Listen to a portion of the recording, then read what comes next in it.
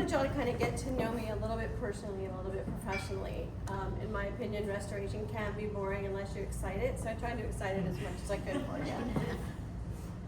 This is my fam. So this is me, my sons, and their other halves. This is me at Blake's wedding, the clapper. This is us at Disney this past year. This is me and the boys, and that's my little glam baby right there. That's Natalia. So, and these are my other kids. So that's Harrison, Jonathan, and Edison. Edison's kind of a whack job. I don't know if you can see that. All right, so let's talk a little bit about Blackhill and the services that we offer. I had to really kind of bring that in a little bit. So water and flood damage, we all know what that is. Category 3 contamination is like a filthy water, sewage, poop water, etc. We do a lot of that. Fire damage, obviously fire damage.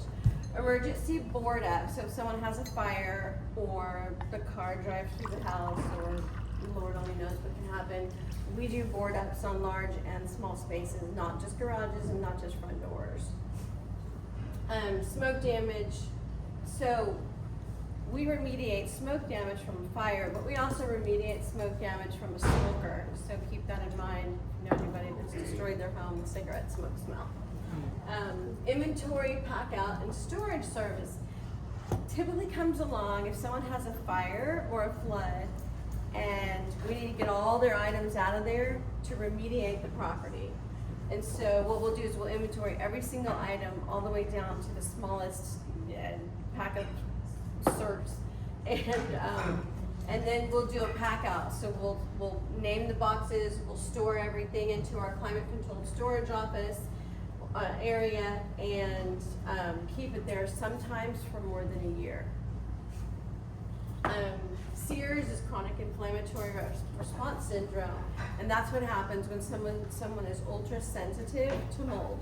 So we can talk about that more later, but we do remediate that. Typically they'll go to the doctor, and the doctor will say you have a sensitivity to mold, and here's what's happening with your body.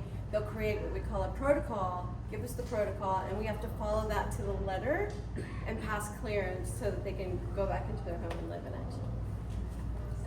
Small particle cleaning is part of the taking care of the SIRS protocol. Mold remediation is exactly what it says, mold remediation. Odor removal, any kind of odor, you name it. We can do ozone treatments, and we do other treatments because you cannot do ozone treatments in shared living like apartments and condominiums. It's too dangerous. Biohazard and crime scene cleanup. Any type of crime scene, biohazard. I don't know if y'all are familiar with the Halloween murders. We remediated that disaster. So it doesn't matter how large or small it is, we're there to take care of that. And then reconstruction, you know, your home or your building falls apart, and then we can put it back together or refer it out. We are commercial and residential, and we're fully licensed and insured, and I'm FEMA certified. So there's a couple of us that are FEMA certified, and that allows us to go a little further, a little deeper, if we agree to be on site. Someone want FEMA certs? Official. I've been FEMA certified since 2021. So our job is to specialize in restoring your property to its original state when a disaster happens. That's our goal, and then we're not done until that has been accomplished.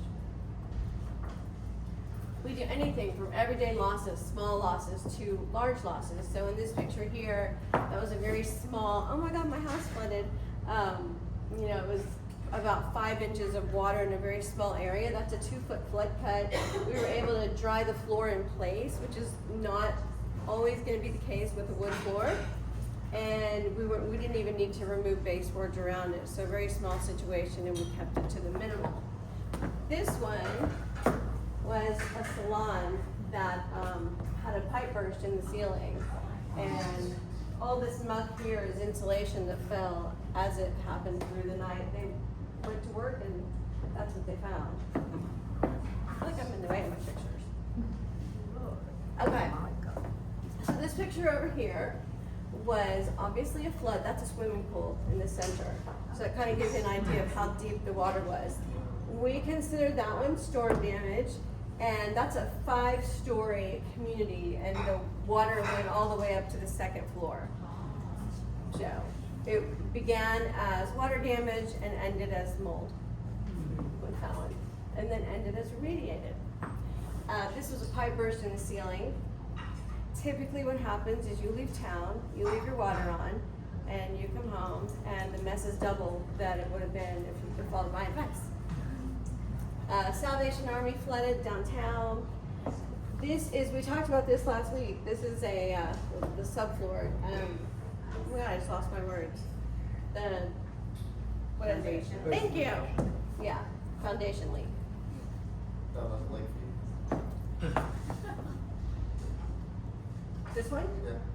No, that's not even near the lake, right? But it does look like a lake.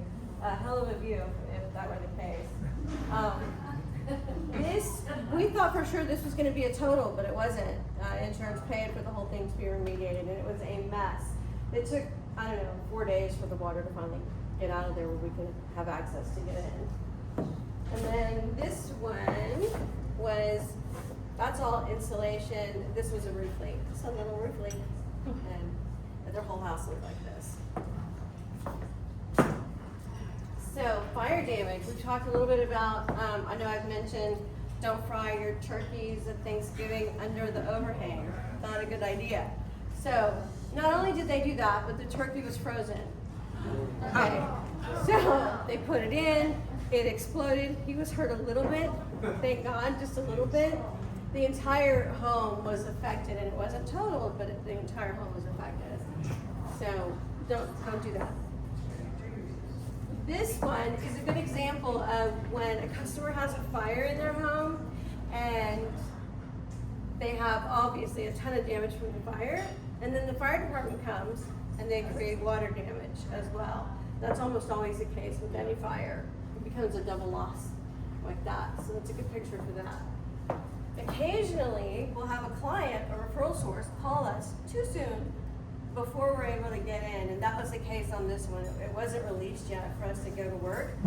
They let us walk it anyway, but we're not supposed to be there yet when the fire department's still there. Okay, this happened in Westlake. So, car caught on fire in the garage due to an electrical bust, and total, the 2 cars that were outside, obviously the car that was inside too, so it got 3 cars.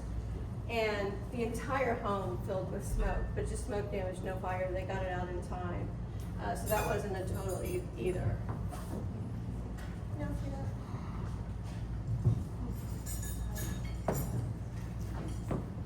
So we talk about no matter what kind of water you have, no matter what kind of damage you have, get it dried properly, or this is what you're gonna have.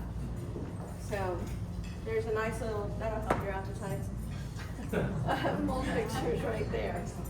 This is what it should look like when the mold remediation is complete and it's time for the mold assessor to come back and produce a clear certificate for us. It should be completely demoed in the right areas and treated, obviously.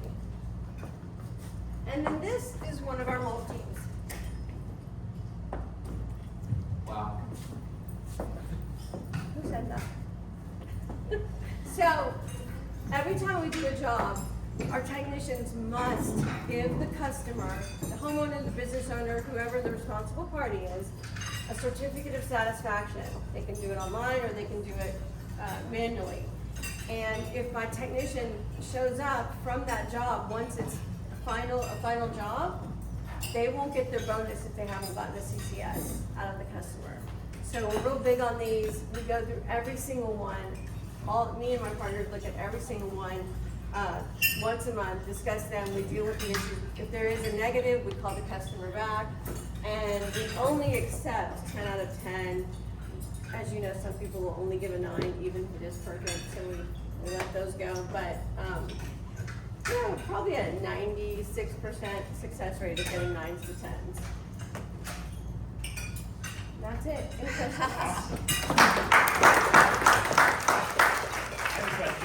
So go back to the pictures. Go back.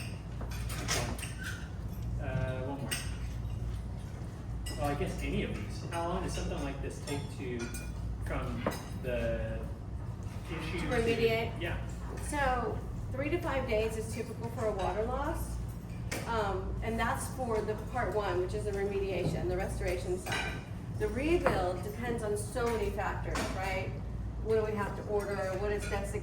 So the rebuild could take anywhere from 3 days to 2 years. And that's how long people's items will be in our storage. That's what I mean. It's a negative environment that we live in. You know, no one's happy that they're going through this and that they have to keep going through this for a year or whatever. And a fire damage in a home typically takes 10 to 12 days, depending on the amount of damage. Smoke damage and soot are tough to remediate. And then the rebuild can take, you know, however long. Mold, probably 5 to 10 days, depending. You know, but we did a hotel recently that took 27 days. So it just depends on how much damage we're talking. Very cool. Any more questions? What? Is there any like due diligence that we should do as homeowners to make sure that we're covered from an insurance standpoint for these types of losses? Well, I don't want to talk on insurance because that's not my place. Right. But I can, you know, give some tips. If you're leaving town for more than 24 hours, turn your water off at the main. Unplug your appliances, your small appliances in the cabinets. Check your garages. We do a lot of electrical fires that start in the garages. Check your garages. See what's plugged in. See what's close to that water heater. See what's close to the gas can and the paint cans and things like that. Because a lot of things can really just not have to be dealt with if people are just wise to their home. Any more That's great. questions? That's great. Thank you very much.